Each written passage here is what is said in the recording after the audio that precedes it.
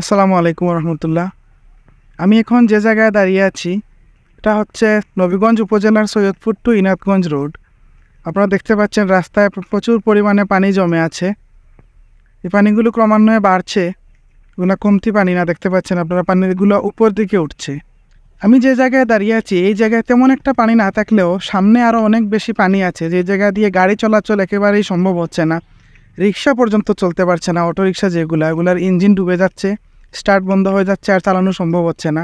ওই জায়গাগুলো দিয়ে ছোট ছোট ম্যাক্সি বাস যেগুলো আছে এগুলা এরপর থেকে রানীগঞ্জ ব্রিজ হয়ে জগন্নাথপুর পর্যন্ত যেত, এবং সৈয়দপুর থেকে সুনামগঞ্জের যে নতুন রাস্তাটি হয়েছে সেই রাস্তার বিভিন্ন জায়গায় পানিতে প্লাবিত।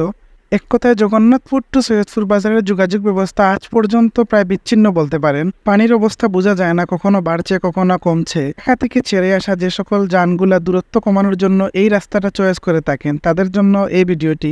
আপনারা দয়া করে ভালো করে খোঁজ নিয়ে সৈয়দপুর টু সুনামগঞ্জের এই রাস্তাটি ব্যবহার করবেন। ফেসবুকে দেখেছি আজকে অনেকেই জিজ্ঞাসা করেছেন এই রাস্তা সম্পর্কে, তাদের সুবিধার্থে ভিডিওটি শেয়ার করবেন। আসসালামু আলাইকুম।